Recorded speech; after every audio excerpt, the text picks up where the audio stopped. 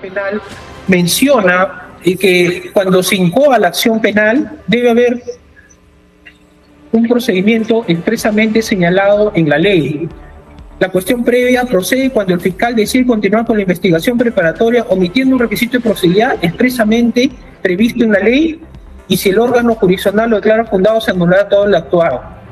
Entonces, aquí el señor Pedro Castillo Terrones, según la ley, en rigor, el artículo 99 de la Constitución y el artículo 100 de la Constitución mencionan lo siguiente.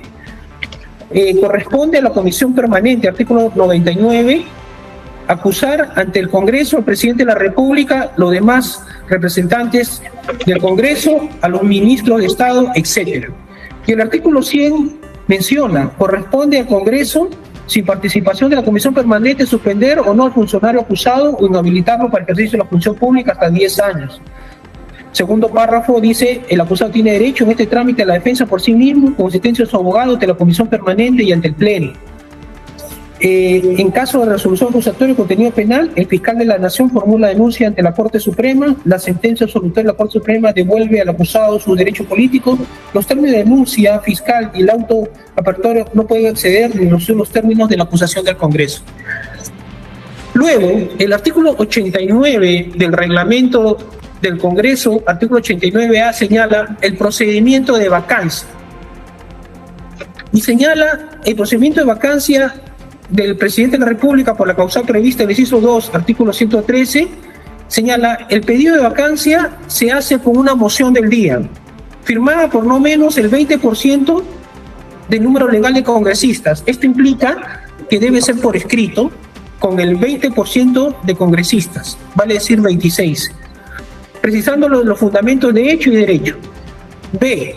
Para su admisión del pedido se requiere el voto por lo menos del 40% de congresistas hábiles. C. El Pleno concuerda día y hora para el debate y votación de vacancia, sesión que no debe realizarse antes del tercer día de la votación y el pedido después del 10º día. D. El acuerdo declara la vacancia por causa prevista en el artículo 10, requiere la votación no menor de los 2/3 partes del número de miembros de que conste la resolución. E. La vacancia implica que se ponga y sea publicado en el Diario Oficial del Perú. ¿Qué sucede, señor presidente? En la resolución 6 del 27 de enero del 2023, el ACU declara infundado el pedido y admite de que no ha habido un proceso de vacancia en la línea y las características y en el ritual señalado en el reglamento artículo 89A. Esto es decir, no hubo pedido de vacancia por escrito, no hubo 26 congresistas que lo firmaron, no hubo el trámite ante la subcomisión, no hubo exposición del señor Pedro Castillo Terrones ante la subcomisión y menos su abogado defensor, no hubo que pasó esto al Pleno del Congreso y Pedro Castillo Terrones no declaró ante el Congreso menos su abogado, y lo que hubo al final fue una resolución de vacancia.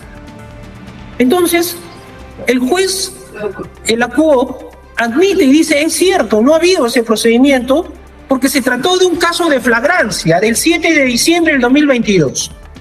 Y al ser un caso de flagrancia hay dos tipos de delito, los delitos en clandestino y los delitos en flagrancia. Y el artículo 89A y el artículo 99 del Congreso y 100 del 99 de la Constitución y 100 de la Constitución y 89A del Congreso, del reglamento, mencionan de que esos casos se refieren para los delitos clandestinos y no para los delitos de flagrancia. Por tanto, si no ha existido el procedimiento, es válido y declara infundada.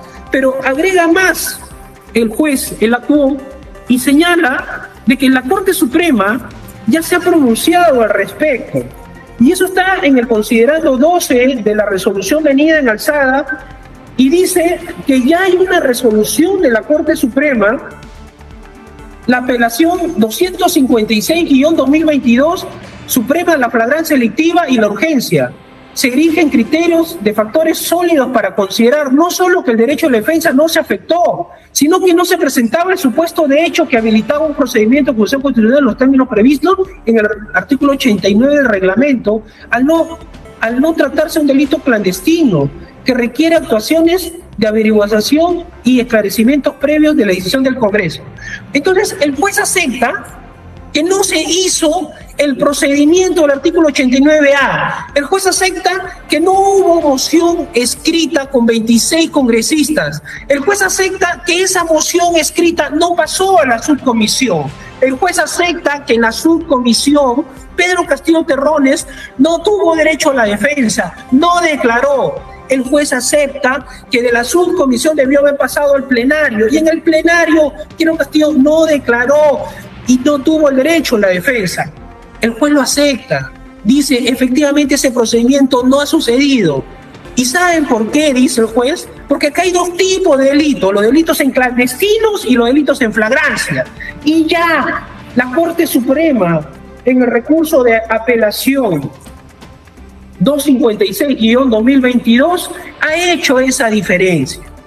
Pero, señores magistrados, nos causa agravio, y ese es mi primer agravio, que ni el artículo 99 de la Constitución, ni el artículo 100 de la Constitución, ni el reglamento artículo 89A hacen la diferencia de los delitos en flagrancia y los delitos clandestinos. Por tanto, si la ley no los diferencia, no dice en ningún lado de estos tres artículos que se va a dejar sin efecto el antejuicio político. O sea, no lo dice.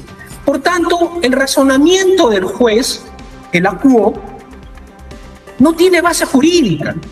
Y la única base o referencia es el recurso de apelación 256-2022.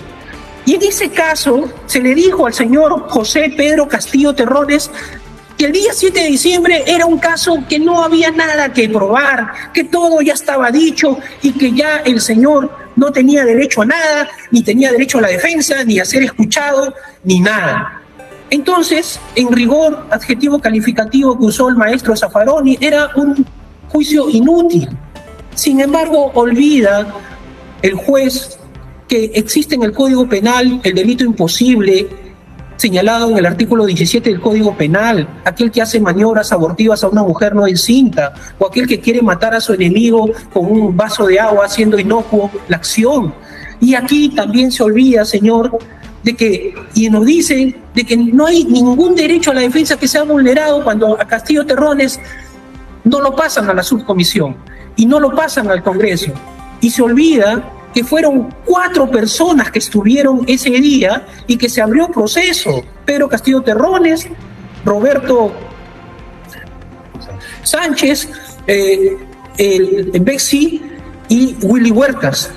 Y al único que le metieron detención fue a Pedro Castillo Terrones.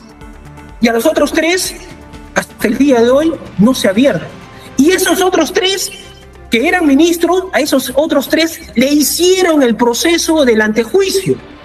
Y tan es así que la señora Lady Camones lo llama al señor Pedro Castillo, porque él era el que había leído, y le dice, por si acaso en esta comisión, te lo estamos pasando, la subcomisión de acusación, pero usted, Pedro Castillo Terrones, no es imputado, es testigo. Testigo, o sea, Pedro Castillo Terrones es testigo, José Pedro Castillo es testigo del imputado José Pedro Castillo Terrones porque lee el discurso. Y acá vamos a discutir la suerte de Roberto Sánchez, la suerte de Willy Huertas y la suerte de la congresista Bexi Chávez. Entonces, señor, a ellos sí le hacen el antejuicio y lo ponen a Pedro Castillo Terrones para hacerle el antejuicio como testigo. Y la congresista Lady Camones dice así, y queda en el audio, Pedro Castillo Terrones es testigo porque nos hemos sustraído en la materia, porque ahora, como él es imputado y está sustraído en la materia, ahora es testigo, pues tiene que declarar del caso. En rigor, le quieren hacer el antejuicio después que ya lo metieron preso con 18 meses. Pero aquí viene algo fundamental, y el tema es muy simple, señor Juez Supremo presentes. Acá, el artículo 89, el artículo 89A del Congreso, el artículo 100 y el artículo 99 de la Constitución hacen la diferencia que para el delito de flagrancia Y para el delito clandestino, vale decir, el delito de flagrancia no se aplica el antejuicio, y al delito clandestino sí. En ninguna parte del artículo 99 y 100 de la Constitución y el artículo 89A del Congreso dice eso. Y esto es importante, señor, porque aquí esta apelación, la 89A, la apelación 256-2022, que dijo que no había nada que defender, que Pedro Castillo Terrones ya estaba echado con la suerte del discurso del 7 de diciembre, pero yo pregunto, ¿acaso se obtuvo los 104 votos que el reglamento pedía para que se declare la vacancia del presidente? Vemos los videos y solamente se obtuvieron 101 votos, señor. Y ahí está el derecho a la defensa a reclamar que no se hubo para que lo bajen al presidente Castillo. Pero eso no importó, porque con 101 votos, pese a que se pedía 104, el presidente Pedro Castillo Terrones fue enmarrocado, encarcelado, y el día de hoy está en el penal de Barbadillo. Pero hay otro argumento que también es necesario. Acá se nos dice que el presidente Castillo estaba en flagrancia. Se le dio detención, se lo detuvo por orden de un señor general Lisset. Entonces no hubo flagrancia, sino fue por orden de la policía. Porque los policías que lo tuvieron no vieron directamente el hecho, sino fueron por orden. Entonces no hubo flagrancia. Se le dio detención preliminar. ¿Y quién pide la detención preliminar? La fiscal de la Nación. Formalizaron el proceso y formalizados le pidió prisión preventiva la fiscal de la Nación. Yo tengo otro proceso que le han dado prisión preventiva por 36 meses y la fiscal de la Nación no formalizó en el mismo acto y me dijeron que el proceso no estaba judicializado. Por tanto, aquí hay un mismo juez y una misma sala de apelación que ha tenido sentencias contradictorias sobre la detención de Pedro Castillo Terrones con respecto a si su detención fue válida o no fue válida. En rigor, señor, la discusión que yo vengo a plantear aquí y ponerlo en vuestro despacho es muy simple. El artículo 89A del reglamento, el artículo 99 y 100 de la Constitución hacen la diferencia que en los delitos de flagrancia no se aplica el antejuicio político. Mi posición y mi tesis que vengo a señalar de la lectura de lo mismo no lo hay. ¿Y cuál es el recorte? El derecho a la defensa y el derecho a ser escuchado, los 104 votos que debió haber tenido el Congreso para vacar al presidente y solamente tuvieron 101 votos. Agrego más, señor. El día 7 de marzo del 2023, la ONU, en rigor, he presentado unas pruebas y ahí está el video, sin embargo, lo hago presente, está pidiendo informe si este caso del 7 de diciembre del 2022 pasó a la subcomisión, si tuvo moción del día, si tuvo un número en moción del día y quiénes fueron los 26 congresistas que aceptaron la moción del día. Y si luego de haber pasado a la subcomisión, pasó a la comisión permanente, y si Pedro Castillo Terrones declaró o no declaró. Agrego más, señor. El día 24 de marzo del 2023, la ONU ha presentado por escrito recomendación al gobierno peruano que informe si para vacar a Pedro Castillo Terrones se tuvieron el debido proceso y el antejuicio. Entonces, señor, yo lo que pido aquí y traigo debate es que la cuestión previa, el antejuicio político, que es un privilegio del presidente de la República, no es del Congreso, que se sustrae de la materia. Qué interesante. Le sustrae la materia a Pedro Castillo Terrones y no le deja su derecho de la defensa reclamar que no llegaron a 104 votos, que solamente tuvieron 101, y le recortan su derecho a ser escuchado. Señor, yo solicito que se declare fundado el pedido, porque aquí hay una discusión que va a abrir la puerta no solamente a Pedro Castillo Terrones, sino a todos aquellos que el artículo 99 de la Constitución tienen esta potestad del privilegio del antejuicio.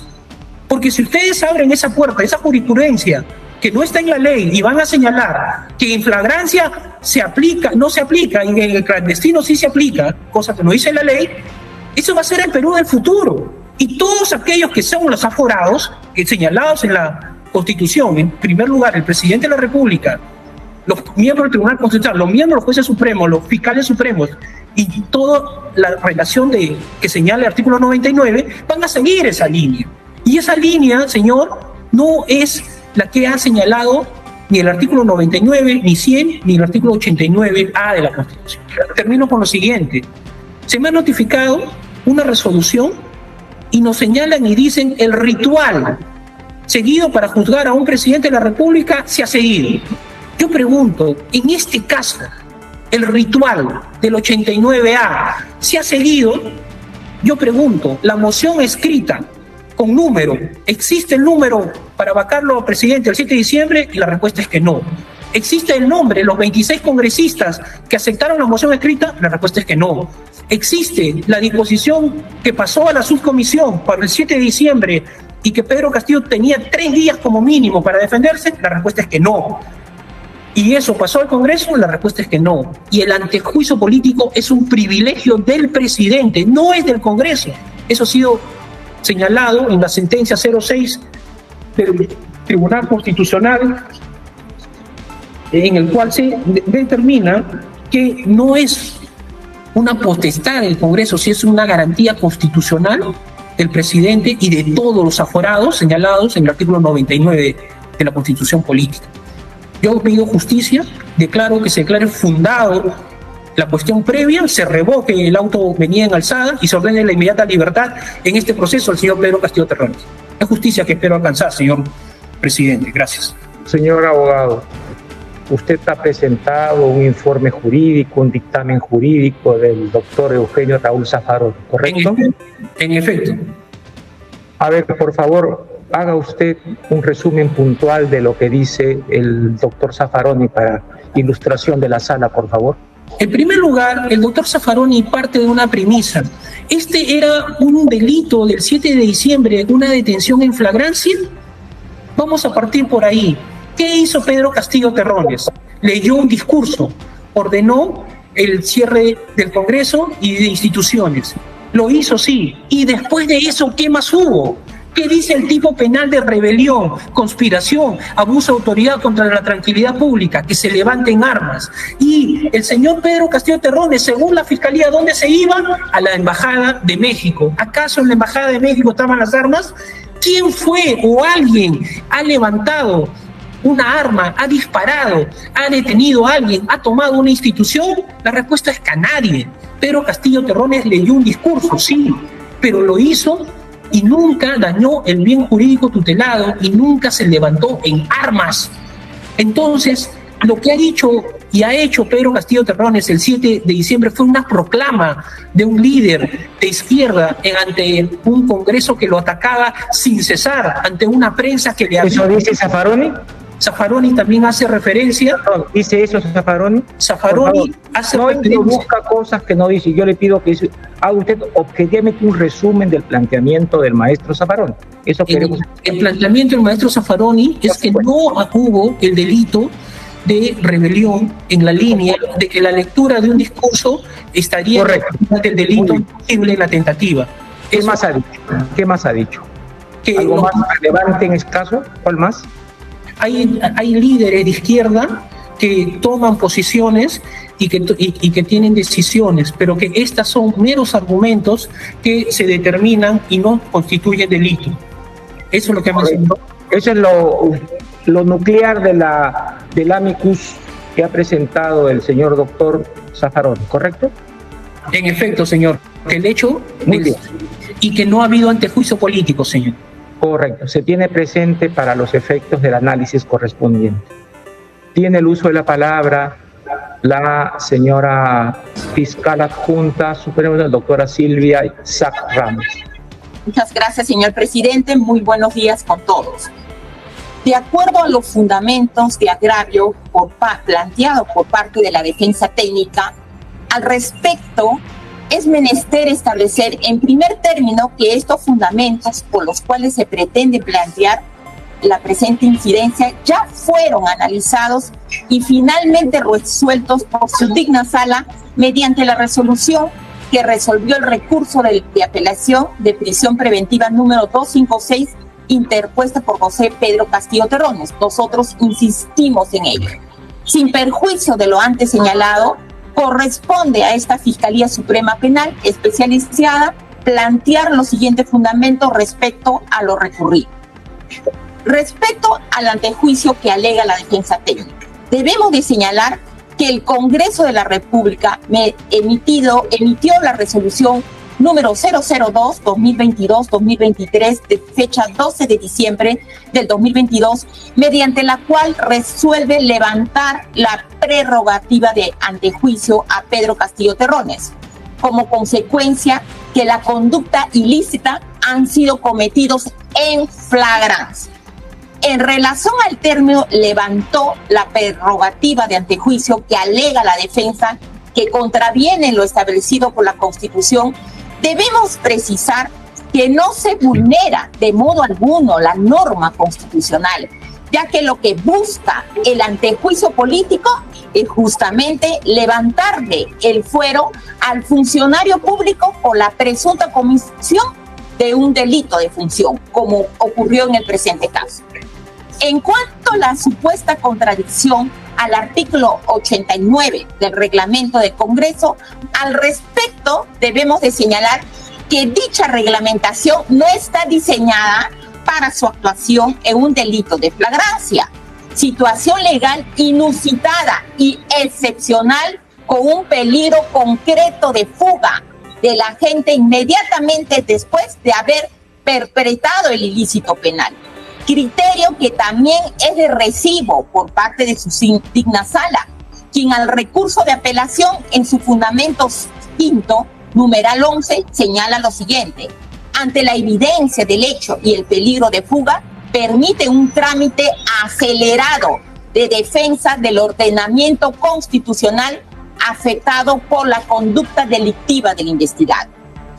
Con relación a la afectación al derecho de defensa, al respecto debemos de señalar que no existió dicha afectación por cuanto nos encontramos en un procedimiento urgente ante la comisión de un delito grave en flagrancia delictiva, por lo que era urgente, además de necesario, la emisión de un pronunciamiento por parte del Congreso, criterio que es de recibo por parte de su digna sala, toda vez que en el recurso de apelación, en su fundamento sexto, numeral 10, señaló lo siguiente: la flagrancia y la urgencia se erigen en criterios o factores jurídicos sólidos para considerar no solo que el derecho de defensa no se afectó, sino que no se presentaba el supuesto de hecho estricto que habilitaría un procedimiento de acusación constitucional en los términos previstos por el artículo 89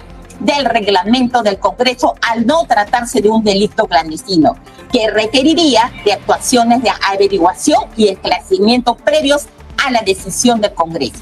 Criterios que válidamente nos permiten establecer que en el presente caso no se ha evidenciado ningún tipo de afectación al derecho de defensa. Más aún, si de los actuados se evidencia que el investigado Pedro Castillo Terrones al momento se encontraba en compañía de su abogado defensor, como es público conocimiento, el doctor Aníbal Torres, y con la participación inmediata también del representante del Ministerio Público.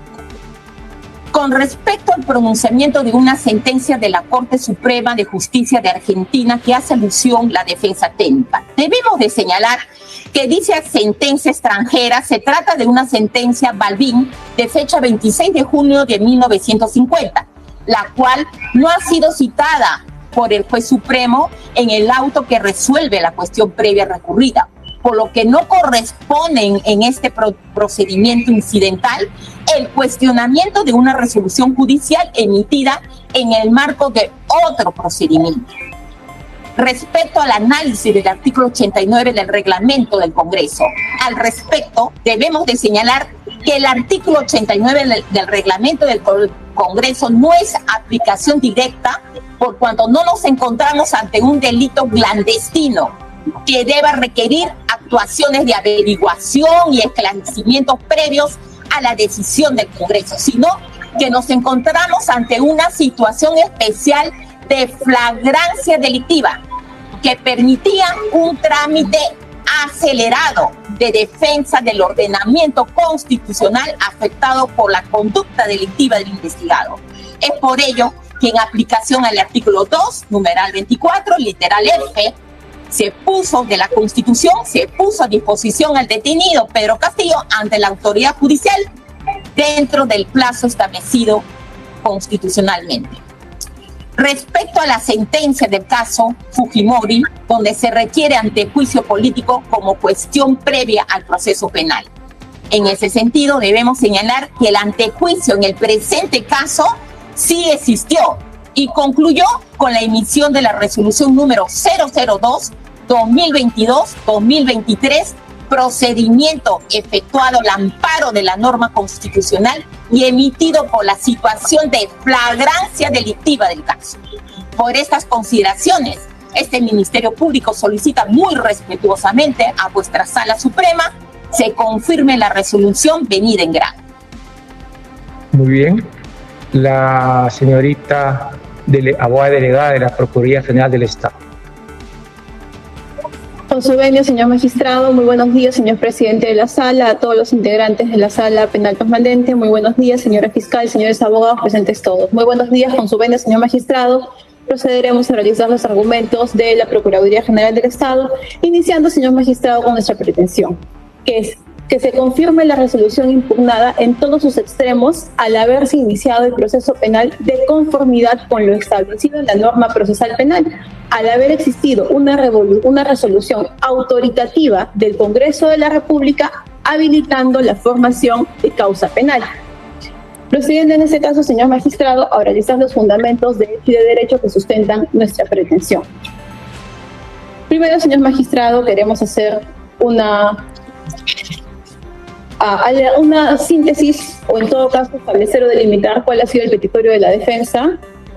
El primero es que se revoque la resolución, que se anule el proceso penal y que se ordene la inmediata libertad del señor Pedro Castillo Terrones, habilitando en todo caso el fundamento o el pedido inicial de su cuestión previa. Si bien es cierto, señor magistrado, en vía oral se ha analizado, reducido los agravios expresados, tenemos que considerar también que en el recurso de apelación escrito son 6 agravios los que se han expresado. Vamos a iniciar, señor magistrado, con el primero y que ha sido ampliamente oralizado en la presente audiencia. Señor magistrado, como primer agravio, se tiene que se había vulnerado la garantía constitucional de carácter procesal del antejuicio político para el señor Pedro Castillo. ¿Cuál es el sustento, señor magistrado? Que no se habría dado cumplimiento lo establecido en el artículo 99 y 100 de la Constitución. Sin embargo, señor magistrado, este agravio se vincula con el fundamento jurídico número 12 de la resolución venida en grado, porque debemos tener claro que lo que se está cuestionando es la resolución número 6 establecida o emitida por el señor Juez Supremo de Investigación Preparatoria. Entonces, señor magistrado, se hace mención expresa de la prerrogativa que tienen los altos funcionarios y se advierte, señor magistrado, del fundamento 12º de la resolución venida en grado, que esta prerrogativa que tienen los funcionarios debe tenerse en cuenta, no necesariamente, señor magistrado, para todos los casos en general, y esto también ha sido recogido por la sentencia, el recurso de apelación 256/2022, que hace mención expresa a que todo el sistema de protección,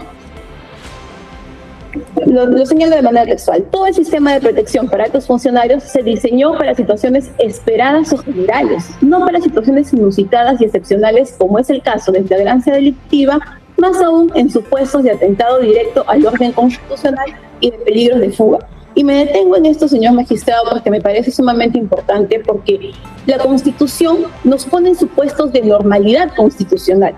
Sin embargo, en el contexto del caso concreto, nos encontramos en un supuesto no solo de flagrancia delictiva, sino que esta flagrancia delictiva venía siendo cometida por un presidente aún en funciones. Y más grave aún, que el acto cuestionado, el acto objeto de investigación, era precisamente el desconocimiento de la Constitución que hoy se defiende. Entonces, la Constitución exige que la ciudadanía y los poderes del Estado defiendan su contenido, lo cual significa que la democracia como principio constitucional tiene que garantizarse frente a intentos de ruptura del orden constitucional, lo cual se llama la defensa del orden democrático. Estos puestos parámetros, señor magistrado, que no puede dejarse de lado que la Constitución como norma suprema es un sistema con mecanismos necesarios de defensa frente a las agresiones constitucionales e inconstitucionales. Entonces, esta fuerza normativa debe expresarse en estos casos excepcionales a partir de sus valores y sus principios rectores. ¿Para qué, señor magistrado? Para cumplir con la tarea precisamente de los derechos fundamentales en general, en el marco de la supremacía constitucional, y que precisamente todos los poderes del Estado y ciudadanos tenemos la obligación de proteger y de salvaguardar. Y es justamente en este sentido, señor magistrado, que el recurso de apelación 256-2022 establece de manera textual lo siguiente. Por tanto, la decisión del Congreso de la República al emitirse frente a una situación excepcionalísima e importar la afirmación de la supremacía del Estado constitucional no puede considerar ilegítima o lesiva al ordenamiento constitucional, más aún si se trataba de un acto delictivo que lesionaba directamente la Constitución. Dicho esto, señor magistrado, y estando la situación del caso en concreto, debemos considerar lo siguiente. Para que se emita el antejuicio, para que se levante esta prerrogativa a través del antejuicio político, ¿qué se requiere? Un órgano competente. ¿Teníamos un órgano competente? Sí, correcto, el Congreso de la República. Votación calificada, que es votación por mayoría. ¿Tuvimos votación por mayoría? Correcto, tuvimos votación por mayoría. Un acto motivado que se emitió a través de la resolución 002-2022 y además resolución que fue publicada en el Diario Oficial del Peruano. Es decir, se cumplieron con esos presupuestos, es correcto. Si bien es cierto, señor magistrado, el artículo 89 del reglamento del Congreso establece un procedimiento, lo cierto es que en el caso concreto, dada la naturaleza del caso, la coyuntura actual y el desconocimiento de la Constitución que se venía realizando, el desconocimiento de los derechos fundamentales que establece la Constitución, es precisamente que ameritó la intervención urgente del Congreso de la República llevándose a cabo estos supuestos que se ha señalado. Entonces, no es que no existió, señor magistrado, un procedimiento previo que habilitaba al Ministerio Público. Existió, sí, adecuado al caso concreto. Y ahí quiero precisar, señor magistrado, que la resolución habilitante para el Ministerio Público para formalizar causa penal no es la vacancia es la resolución 001-2022, que es sobre la cual ampliamente se ha desarrollado, sino es la resolución 002, que es precisamente la que levanta la prerrogativa presidencial y autoriza al Ministerio Público a incoar la causa penal. Entonces, estamos en un debate, con una apelación de una cuestión previa, sobre si existió o no el requisito de procedibilidad. Y este requisito de procedibilidad se da con la resolución 002, que resuelve justamente con como segundo agravio, señor magistrado, ha establecido el abogado recurrente que no habría existido coherencia argumentativa entre el considerando octavo y el considerando 12º de la resolución venida en grado. Y esto es importante porque precisamente es la que cuestiona la validez de la resolución impugnada. Y señor magistrado, ve usted que nosotros no advertimos dicha incongruencia, porque si leemos el correlativo de la resolución venida en grado, el fundamento jurídico número 8 lo que hace es hacer una introducción de las normas que regulan este procedimiento para luego continuar desarrollando el caso concreto y finalmente en el 12º establecer en el caso concreto de qué manera se han aplicado estas normativas. Entonces, si damos una lectura integral del fundamento jurídico 8, 9, 10, 11 y 12, nos damos cuenta que no existe incoherencia narrativa. Al contrario, es precisamente la secuencia lógica la que le da coherencia narrativa desde el fundamento jurídico número 8 hasta el fundamento jurídico número 12º, que es donde aterriza ya el juez de investigación preparatoria con el pronunciamiento sobre el caso en concreto. Un tercer agravio que también ha sido mencionado de manera oral, señor magistrado, ha sido que no se habría oído a la defensa técnica ni al procesado en el antejuicio político. Sin embargo, señor magistrado, ahí tenemos dos observaciones que realizar. Primero, que si bien es cierto en el recurso de apelación se establece que este agravio está vinculado con el fundamento jurídico 12º invocado por la defensa que está establecido en la resolución venida en grado, no se establece de manera clara, lógica, de qué manera ese fundamento jurídico 12º es el que causa agravio a no haber sido oído en el proceso llevado a cabo ante el Congreso. Y lo único que se menciona, señor magistrado, es que se vincula con la cita al recurso de apelación 256, el año 2022, donde se establece que se trataría el presente caso de un caso inútil. Sin embargo, señor magistrado, en la lectura integral de la resolución número 6, venida en grado, e incluso de la resolución del recurso de apelación 256-2022, que no es objeto de la presente audiencia de apelación, pero que ha sido citado por las partes, no se advierte que en ninguna de las dos resoluciones se establezca o se señale que estamos frente a un caso inútil, indefendible o que no tenga defensa. Por tanto, consideramos que este agravio expresado por las partes por la parte recurrente, tampoco es de recibo como un agravio que cause la resolución impugnada.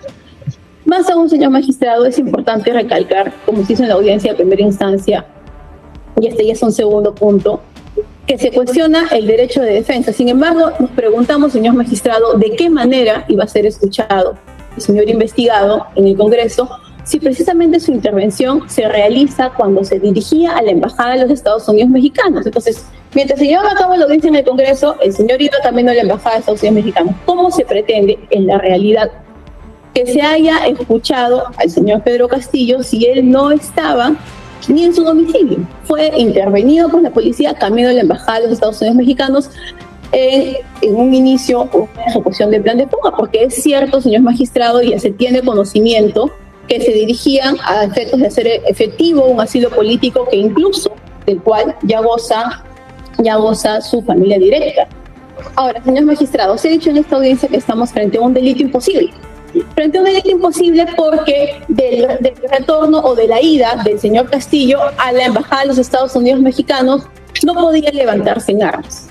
Sin embargo, señor magistrado, hay que tener en cuenta que los hechos ocurren en una secuencia lógica. El mensaje de la nación no se da por un líder, solamente por un líder político de cualquier partido político. Se da por el presidente de la República en su condición de jefe supremo de las Fuerzas Armadas y de la Policía Nacional del Perú. Es un mensaje de la nación que, como bien ha reconocido la defensa, ordena el cierre del Congreso, ordena destituciones. Y además, señor magistrado, como está en la investigación, se ordenan también detenciones, impedimento de ingreso de personas al Palacio Legislativo.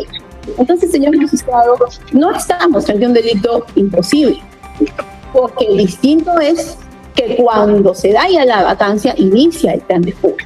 O cuando se da la discusión sobre la vacancia, inicia el plan de fuga. Cuando ya estaba en tela de juicio y de cuestionamiento, o estaba ya detectada su no condición de jefe supremo de las Fuerzas Armadas y de la Policía Nacional. Entonces, no pues porque se estaba yendo el señor investigado a la Embajada de los Estados Unidos mexicanos, vamos a decir, no estaba yendo a buscar las armas, porque eso se da en un momento posterior, con una circunstancia adicional ya a la comisión propiamente del hecho. Entonces, señor magistrado, consideramos que aquí tampoco se advierte un agravio, menos aún que sea... Señorita procuradora, sírvase usted culminar, por favor. Bien, señor magistrado.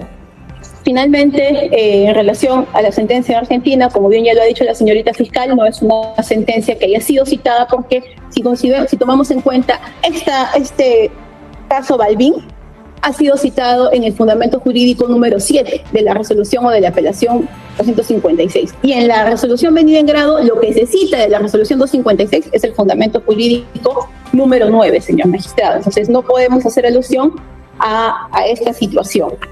Finalmente, y ya para concluir, señor magistrado, vamos a adelantar un poco el último fundamento o el último argumento que cita el señor abogado recurrente, es que en el presente caso no se habría citado la sentencia del caso Fujimori, lo cual, señor magistrado, evidentemente no dota de invalidez la resolución venida en grado, por lo que, señor magistrado, ya queremos dejar en claro que en el presente caso existió habilitación del Congreso, una resolución emitida por órgano competente, intervención del Congreso de la República, motivada, resolución acusatoria que habilita el Ministerio Público y que además fue publicada en el Diario Oficial del Peruano. Tal es así que existió. Muy bien. Le pido un último minuto para concluir, señor magistrado. Por favor. Sí. Tal es así que existió que a través de una cuestión previa se busca su anulación. En ese sentido, señor magistrado, y estando a que no se ha advertido un agravio de la resolución venida en grado y que existió resolución habilitante para la formulación de causa penal, solicitamos se confirme en todos los extremos la resolución venida en grado. Muchas gracias. Señor Pachas, un punto que me parece importante que usted responda y tiene que ver con aquella expresión de que estos hechos presuntamente delictivos imputados a su patrocinado serían un supuesto de delito imposible. ¿Puede usted justificar esta consideración, si fuera tan amable? En efecto, señor, mi patrocinado leyó un discurso el 7 de diciembre, pero para leer un discurso presidencial se requieren requisitos. Acuerdo de ministros no existió. Luego, el tipo penal de rebelión y rebelión de conspiración señala que se tiene que levantar en armas. El señor Pedro Castillo Terrones no tenía ni un arma y ninguna persona tenía ni un arma y no se ha aprobado ninguna intervención ni ninguna autoridad. No se ha aprobado, señor, a lo largo de todo el proceso algún tanque. Pero ¿por qué es delito imposible? Quiero saber, ¿por qué es delito imposible?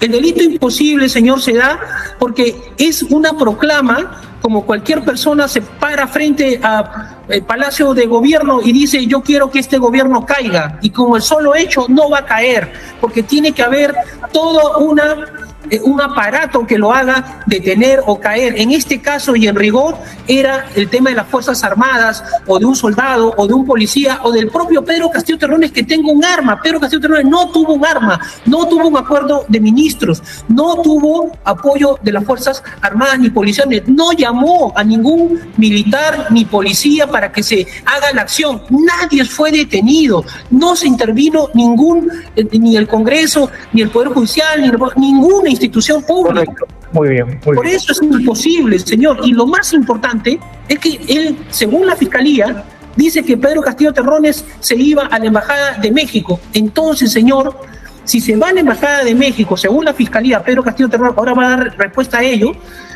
señor, no puede irse a levantar en armas, porque en México, o en la Embajada de México, no están las armas. Estaba yéndose, según la Fiscalía, a un refugio, pero no había para hacer la tentativa. ¿Cuándo comienza la tentativa? Cuando comienza el hecho y va a buscar las armas. Hasta el día de hoy, señor... La conspiración, que es una cosa distinta, es un acto preparatorio. ¿Cómo lo explica usted, señor abogado? Pero aún la conspiración es un acto previo. ¿Con quién se conspiró? ¿Con quién habló?